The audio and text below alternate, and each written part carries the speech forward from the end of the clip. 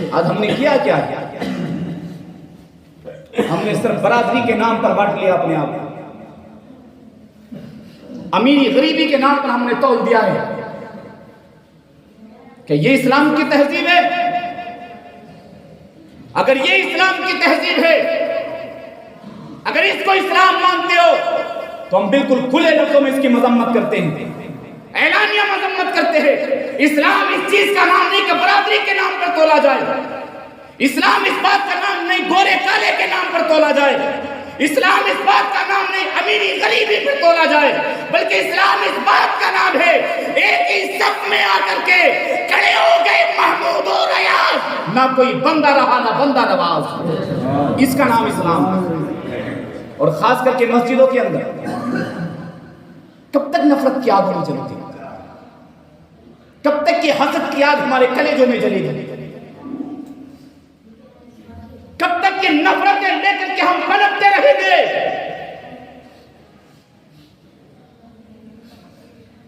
कभी गौर किया हमने इस बात पे?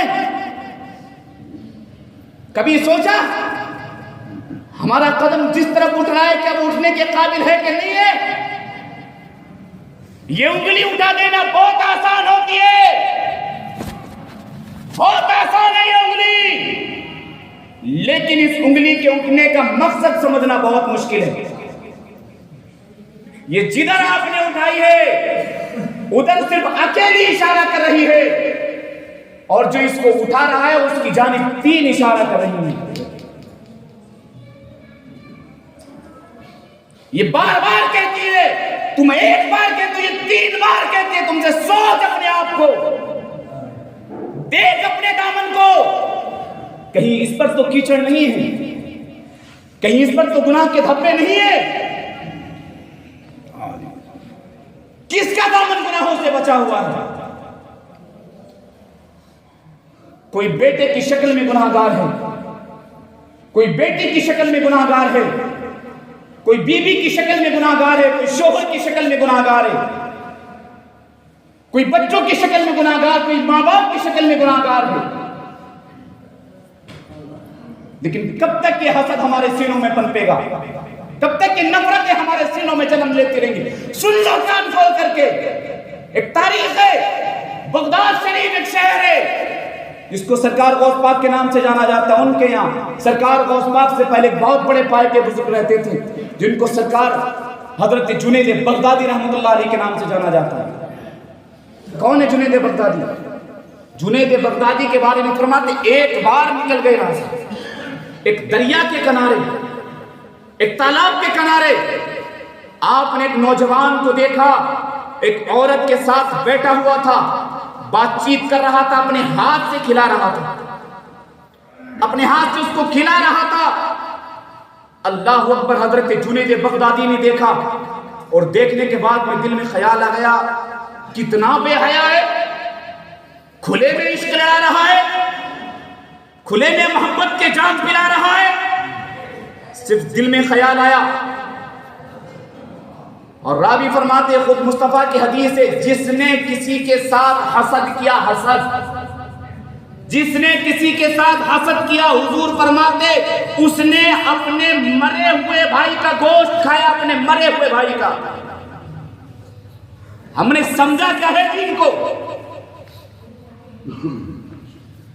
हुजूर फरमाते जिसने किसी के ताल्लुक से हसद रखा, हसद, नबी फरमाते उसने ऐसा किया जैसे अपने मरे हुए भाई का गोश्त खाया है।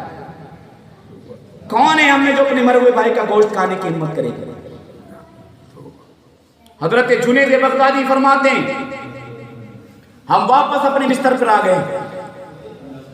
हमने रात में देखा कोई हमारे सामने तश्त में गोश्त सजा करके लाया, और उसने आकर के हमसे कहा, जुनैद लो ये खा लो, ये तुम्हारे मरे हुए भाई का गोश्त। कौन है? जुनैद बगदादी। और ऐरा गैरा नहीं, ताइफ के बड़े बुजुर्गों में आपका नाम आता, गौस पाक से पहले बुजुर्ग हैं आप। इन्होंने सिर्फ ये सोचा था कि खुले में इश्क लड़ाया जा रहा है, उनके सामने वो आमाल पेश कर दिया कि लो तुमने फलां के ताल्लुक से हसद रखा है, ये तुम्हारे हवाले कर दिए गए तुम्हारे आमाल की सजा है। ये तुम्हारे मरे भाई का ये मुर्दार गोश्त है। कौन जाने की हिम्मत रहे। जुनैद बगदादी होश में आ गए, फौरन नींद से बेदार हुए और बेदार होने के बाद में अब आप इसी जस्तजू में निकल गए कि वो बंदा मिलेगा कहाँ, वो बंदा मिलेगा कहाँ, वो बंदा मिलेगा कहाँ। बिल आखिर किसी ने पता बता दिया, उसको तलाश करके उसके घर पहुंचे।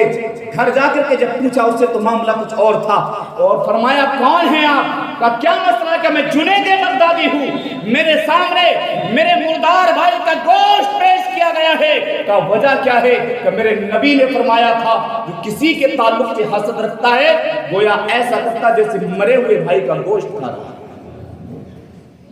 मैंने तुम्हारे ताल्लुक से कुछ सोच लिया था, बताओ सच क्या चीज है। तो उसने कहा जिस औरत को बिठा करके तालाब के किनारे में खाना खिला रहा था वो औरत कोई और नहीं थी, वो मेरी माँ थी।